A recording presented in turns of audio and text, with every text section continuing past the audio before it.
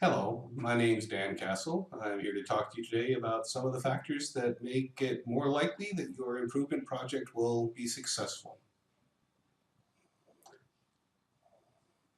This discussion will be broken into three parts. Those about the things you would do before you even start your project, those things that you should do once you are getting ready to start, and the things you do to start that project, and then also then a section on the types of tools you might use while you're managing the project to help ensure that you get a successful outcome. A couple of the key concepts that you might want to review are a few of the steps that you would do at the beginning of the project, quick start, beginning of project, some of the tools that would be used there, and those are shown on the screen available for you here. And then also there's some philosophical backdrops for everything you do with a project, and one of those is the three questions. And so we'll mention those a little later on, but there's a brief review of those here on this slide as well. So the first rule when you want to get a project that you're going to be able to operate successfully is to be very, very picky about what projects you elect to start. So it is much better to not even start a project that is going to fail, or not to start a project that will not be as satisfying as possible. So the first thing you want to do is try to kill the project that you're thinking of, determine whether it really is worthwhile doing. So there are a lot of different projects that are available to do, many, many very good projects. And what you really want to do in order to get the most successful project is to look at all of the project ideas that you might have available to you and do a rigorous view of all of that ecosystem of the available things to do and choose those which are going to have the biggest impact. So again, one of the aspects of being able to have a project that will be successful is to choose a project that actually has something of high value to deliver. Now, a project is about delivering results. So the results is really what should be focused on, and the results is what should drive even deciding to have a project in the first place. Now, there should be someone who is accountable for the delivery of those results. Generally, it would be some type of a senior leader, someone who has accountability for those results for their area or for a large area. And that person would be considered to be the sponsor. The sponsor of a project is someone who needs the results, wants the results, and generates a project team for the purpose of delivering the results. As such, the sponsor is much more than just someone who authorizes a project. The sponsor is someone who is fully accountable for it, who is available and actively working with the team for the purpose of being able to remove barriers that you might encounter as you go along. The two main things that cause projects to fail, well, actually three. One is lack of clarity in what you're doing. Two is not a strong commitment to sponsorship. And then the third one that we'll talk about in a minute is about stakeholder management. So a sponsor is one of your main stakeholders, and you want to be very, very clear with the way in which you use that sponsor. But you'll find that there are other stakeholders you need to manage as well.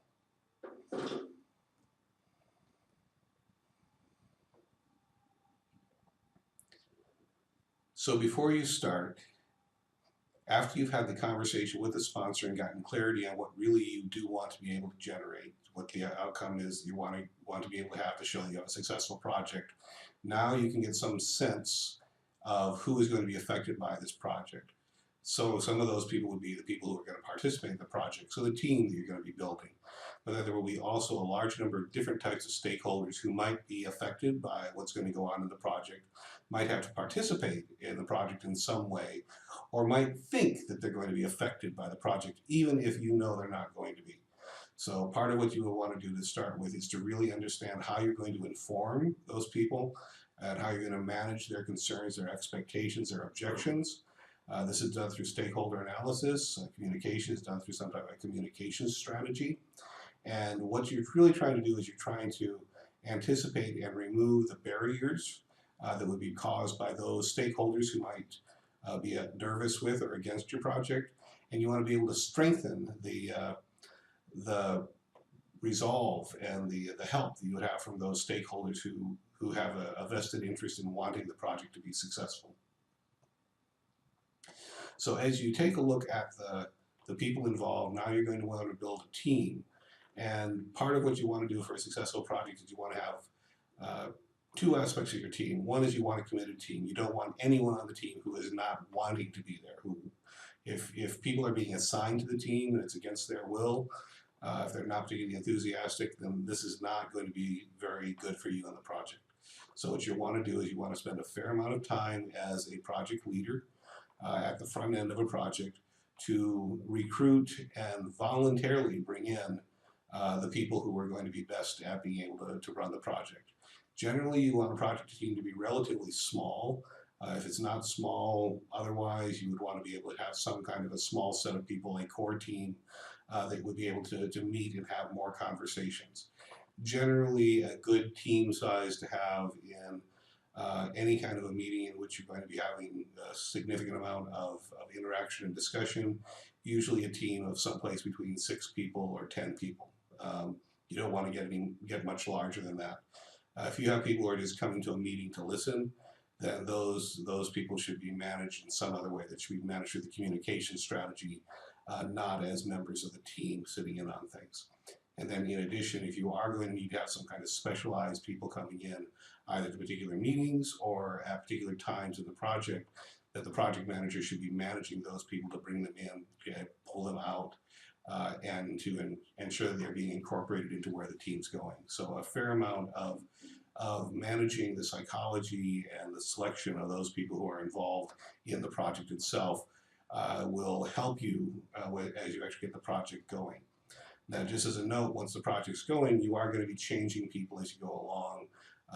Especially in an improvement project, you don't know how the project's going to go. You don't know what the answer is when you start out. So you'll be discovering things, you'll be making decisions.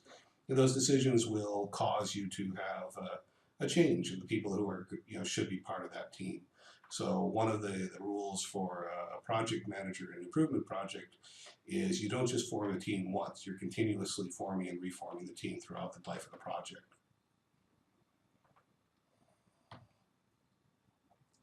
Some of the tools that can help you in being able to manage the number of stakeholders within the team.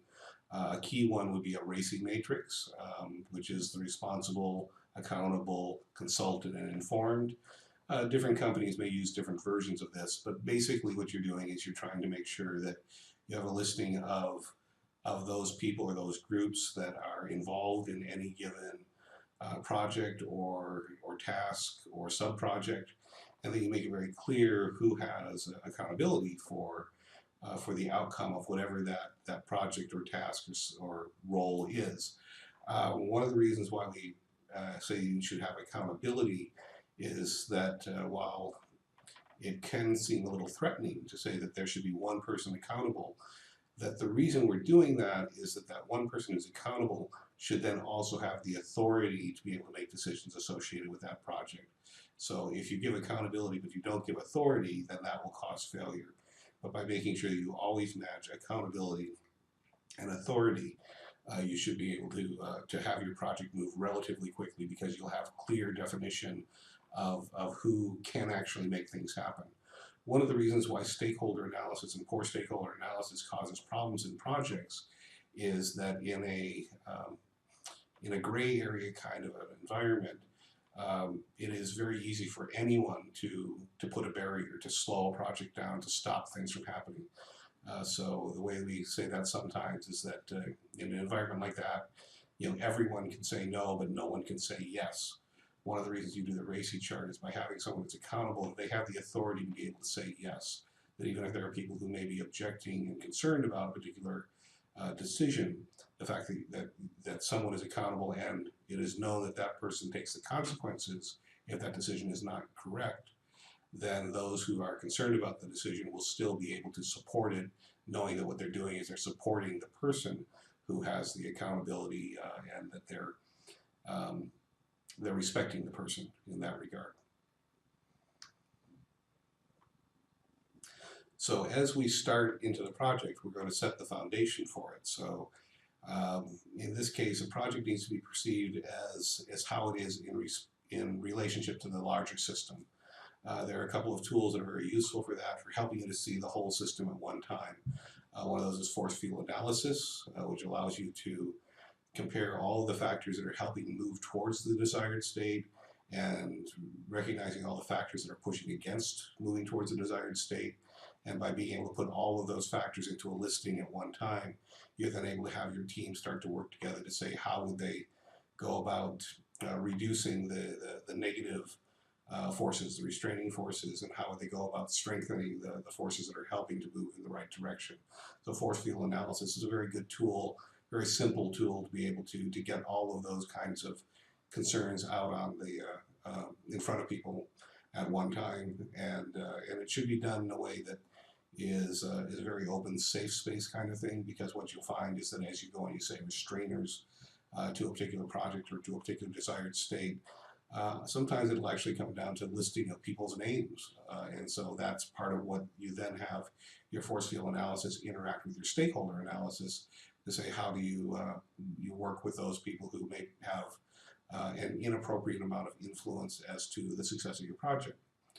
Another tool that is very common and very useful for being able to show all of the opportunities on one sheet of paper basically is the fishbone diagram, the Ishikawa diagram. When I use that, I find that it's very useful because I can get all of the basic causes, the system of causes out onto a page, and then lead the team through a discussion of which of those causes might we have a capability of being able to influence, and then have the question about whether if we did influence those particular causes, would that actually help us to move towards achieving the goal of the project.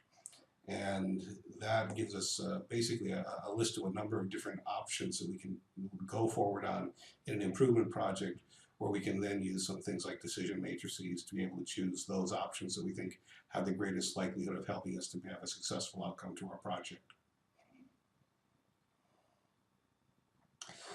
So here you'll see that there's some descriptions specifically about how to do a force field analysis and how to do a fishbone diagram. This is one of the most common tools, and hopefully people are very familiar with it. And the more you practice with this, the more powerful you can make it occur. It really needs to be understood that there's systems of causes here, that there's never just one cause. And so the more we understand that we're part of the system, the more you can see the interactions of different parts of that. And then the decision matrix, there you can become more complex in the decision matrix using spreadsheets, that type of thing, or you can just use a graphical way of showing impact versus ease of doing something that can help you to prioritize the pieces you work on first. So once you start to bring your team together, you should do that in a more formal way, and that's through a chartering session. And so through a chartering activity, you're basically bringing the team together. If there's one time that you want to get a global team to actually try to meet face-to-face, it would be to do a chartering session, which does a few things. One is it can help you to build the personal relationship across your team members. You want to have your team members like each other. You want to be able to have there be mutual support across the team. That cohesiveness, that ability for team members to coach each other, to help each other, to notice when one team member could use some help in order to be able to help move forward on the project. That's a key attribute of being able to have a project become successful, because it will become very robust. It will become very fault tolerant, that it can respond very easily when things go wrong. And then also in this chartering session, when you bring people together, you also then want to have the sponsor, this person who is accepting accountability for the final outcome of the project, become very familiar with the team members, and the team members become very familiar with whoever that person is, because they need to know that individual there, will value the outcome of what they're doing, and then also that individual will be willing and wants to step in if there are problems that show up, so that as problems show up during the course of the project, you want your team members to be to not hesitate to inform the sponsor and to make sure the sponsor knows what's going on in the project. And then overall, you document what you have in that chartering session, and that becomes a list that is basically the scope of the project. Now, as I say, in an improvement project, you will find during the course of the project that things change. that you'll change what you're even trying to do. And one of the things you can use for this chartering document is you use that as a contract, a living document that you can use to document changes and new agreements that you make as you go through the project. And the more you're able to get those documented and make it very clear, that goes back to the earlier place where we say get clarity of what the outcome of the project is to be, because that can change. The sponsor can change their mind based upon new information, and you want to make sure that clarity is maintained through the project life cycle through the use of management of this chartering document. So you'll see that there's some backup information here about what project charters are. Now, as you're pulling people together, there is this whole aspect of team formation, team dynamics. As noted earlier, you want to be able to choose who the best people, the right people are for the team. You want it to be voluntary for their participation. You want to have them become part of that team during a chartering session and really feel a bonding there, but also recognize that there are steps that people go through when they become part of a team, and we talk about those as forming, storming, norming, and performing are the kind of the set of things we talk about in team formation. You should understand that those steps of team formation, at the beginning it will be for the team, but again, one thing through an improvement project is that as you learn things, you will change what goes on in the project. You will change people in and out based upon alterations in what the project is to accomplish, as well as who's needed at which time of a project. So as such, these things about team formation, they really are somewhat about a team, but they're also somewhat about the individual. So when you have a new individual to a team, that new individual themselves has to go through those same sets of stages. And so you as a project manager should be making sure that you're helping that individual get through there, because again, if you want a successful project, you want your team members working cohesively. You want them to have respect and affection for each other. So the more rapidly you can bring someone into being part of that team family, the more likely you are going to be to have a successful project. So there are a number of different tools that you can use for examining the psychology of the situation, and they'll be mentioned in a moment. But then also, as you're moving forward and managing your project, in addition to the lean tools, the Six Sigma type tools, the quality tools that are really about how you organize your thinking and organize the way in which you are critical of the way in which things currently are, and then become creative about the way things they could be. There are a couple of other aspects that are sometimes not well addressed by programs such as Lean or Six Sigma.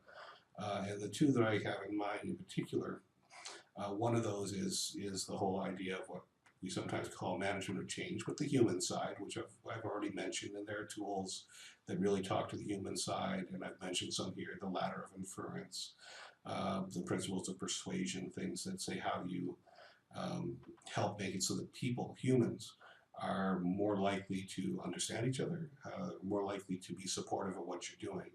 But then there's also this whole rigorous science associated with project management, that the more complex an improvement project becomes, the more moving parts there are, the more people there are involved, the more possibility there is of things to have problems, and then also, the more complex it is, the more a problem in one area could have an unintended consequences in another area. So the kind of science of being able to watch a lot of these moving parts and see how they interact with each other, that's really something that there are a lot of tools under the term project management. So generally I recommend that for those people who are going to be doing any complex improvement projects, that being able to add in some of that rigor of being able to do, to use the electronic tools, the mathematical tools of project management, that's going to help you to be more robust and more resilient to any changes that might be going on in the project itself that could threaten its outcome. So being able to add in some good use of project management skills will be very helpful for being able to deliver a successful outcome to your project. And then finally, as you're managing the project, different projects in the improvement world different tools will make sense. There are many tools that we have in our improvement toolbox. What you don't want to do is you don't want to try to tell someone that they need to follow a particular recipe for all projects. All projects are not the same. When you're looking at goals to achieve, you should be setting goals that are feasible, reasonable, things that people believe there's a reason why we are aiming at a particular outcome. I've seen some organizations that just try to set some kind of a base goal that says reduce everything by 25% or something of that type. You don't want to do that. You want to be really looking at the context of the project you're doing and set things to be responsive to the actual business conditions of that project. So some of the key concepts that are associated with the way in which you pull people together and manage them on an ongoing basis are the team stages. And then the ladder of inference is a kind of a simple thought process in which you recognize that when people do start to get into some disagreements, most of the disagreements and arguments that people have really end up being based upon, I'm going to say, not true information, because the psychology of people actually ends up creating a lot of people adopt a lot of beliefs that come from someplace other than the facts that are put in front of them. So by taking a look at this, that's what's referred to as a ladder of inference, you'll start to understand that when you have people who get into some types of arguments, usually they are much closer in reality to agreeing, but a lot of other factors get in their way. So as a team leader, you can use your knowledge of these ways in which some of these difficulties arise to help talk people through it to where they can see their commonality, so you can keep your team and your stakeholders cohesive on the purpose of your project. And then there are some simple principles of persuasion that are very useful in stakeholder analysis and how you communicate with people, in how you get your team working together closely. One of the things that I've gotten from these principles of persuasion is that when I bring a chartering session together, I try to make it as I try to bring a team together in as fun a way as possible, and some of that is to try to create some commonality across the team, find commonality, create team names, things of that type that can make people feel like they are like each other, and so that the more we're able to get people to feel part of a team, the more they are going to be supportive of each other and accept the persuasion of each other as you have conversations. So these are worthwhile principles to look at and keep in mind for not only team management, but for other parts of your work life as well. And so generally, what you want to do when you're trying to improve the chances for success in an improvement project is accept that you don't know the answers when you start out. This is not regular project management. This is not building a bridge. There is not a path already given to you to what the answer is going to be for your project. You will try to move forward and follow some kind of a path such as DMAIC, but you will find that you discover things as you go along the way that might make you go back again. Sometimes we refer to something called wicked problems. A wicked problem is a problem that cannot be solved in a linear fashion. So you as a project manager need to be resilient, and your team needs to be resilient with the idea that, yeah, some things change. You're going to go back and do some things again. And that's fine. You need to have gone into something that is uncertain, and that we value the fact that you're doing the work, that you're willing to go into that dark area on behalf of the outcome there. And so be comfortable with the fact that odd things are going to happen as you're doing your project. Any project management person knows that there's what we refer to as the triple constraint. So you can have your scope, which is the quality. What are you going to deliver? You can have your schedule, which is when are you going to deliver it? So it's a time aspect. And then you can have your resources, which is how much money, how many people are we going to put on this? And we generally say that you have a trade-off of those three. You can make something happen faster by putting some more resources on it. You can finish earlier if you don't deliver as much, so less scope. In general, I recommend for an improvement project to feel and to be able to claim an improvement project as a success, try not to have your scope get that flexible. That there are people who will deliver something just because they were told a date to deliver it, and when they get to that date, what they deliver is really not what was asked for in the first place. So personally, I consider those to be failed projects because they really didn't do what they claimed to do.